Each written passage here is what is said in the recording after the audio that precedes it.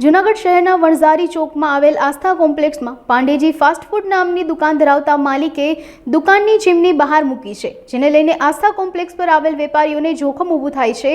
અગાઉ પણ આસ્થા કોમ્પ્લેક્સના સ્થાનિક વેપારીઓએ મહાનગરપાલિકા કચેરી ખાતે જોખમી ચીમનીને ઉતારી લેવા લેખિતમાં રજૂઆત કરી હતી, પરંતુ કોઈ કામગીરી ન થતાં અંતે વેપારીઓ મહાનગરપાલિકા દ્વારા વહેલી તકે આ જોખમી ચીમનીને ઉતારી લેવા માંગ।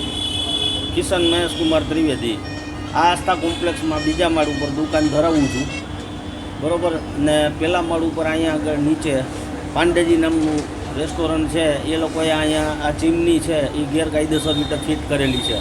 આ ચીમનીને લીધે ભવિષ્યની અંદર આગ અને અકસ્માત થવાના સંભવ છે। ઉપર ટ્યુશન ક્લાસીસ હોવાથી બાળકોને પણ એની ઘણી બધી નુકસાની આવી શકે તેમ છે અને રાજકોટ જેવી ઘટના બની શકે છે। તો આ પગલાઓ કોર્પોરેશનના અધિકારીઓ ધ્યાને લઈ અને એને યોગ્ય કરવા વિનંતી। કોર્ટમાં આપણે આ અગાઉ અરજી કરેલી છે, 4 વર્ષ પહેલાં અરજી કરેલી છે, પણ એનો કોઈ પણ યોગ્ય નિકાલ આવેલો નથી। કલ્પેશભાઈ બોલું છું। અમારે જો મારી દુકાન અહીંયા આસ્થા કોમ્પ્લેક્સમાં આવેલી છે, જેમ આ બધા અમે કોમ્પ્લેક્સવાળા અત્યારે ભેગા થયા છીએ, એમ અરજી પણ નગરપાલિકામાં જે તે સમયે બધાએ વાત કરી એમ આપેલી છે અને ચીમની અત્યારે અમારી પણ જો દુકાનને અડીને સેજ આવેલી છે અને દુકાનની બારોબાર જો આ વસ્તુ જે તપે છે એ તો અંદર અમારે તપારો લાગે એનો। અને માનો કે કાલ સવારે આમાં જો ચીમની છે ને જે એનું જે પણ અંદરથી હોય ગરમ હવાને એના માટેની જ આખી વસ્તુ છે, માનો કે કાલ સવારે કંઈ થયું તો આ રાજકોટ જેવું જે અત્યારે છે એ જ વસ્તુ પરિસ્થિતિ આવીને ઊભી રહેશે।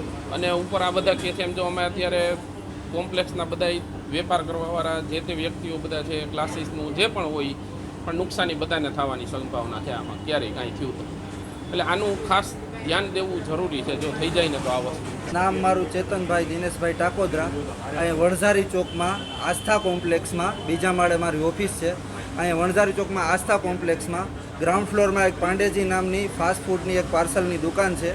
એની ચીમની દુકાનની ચીમની કોમન પેસેજમાંથી સીડી ગાળામાંથી એક મોટી એવી ચીમનીની પાઇપ આખી કોમન પેસેજમાં નળે એ રીતે ફિટ કરેલી છે અને નડતરરૂપ થાય છે અને અમે એની વારંવાર અરજી કરેલી છે। વારંવાર એમને કહેલું છે કે અહીંથી નડતરરૂપ છે, અમને ફર્નિચરમાં કોઈ આવવા જવામાં પણ નડે છે, વસ્તુ લેતી દેતી કરવામાં, અને કોઈ નિકાલ કરતા નથી। એમાંથી સખત અવાજ આવે છે, ધુવાળો નીકળે છે, પ્રદૂષણ થાય છે અને એકદમ સખત રીતે તપે છે, એનાથી આગ લાગવાની શક્યતા રહે છે।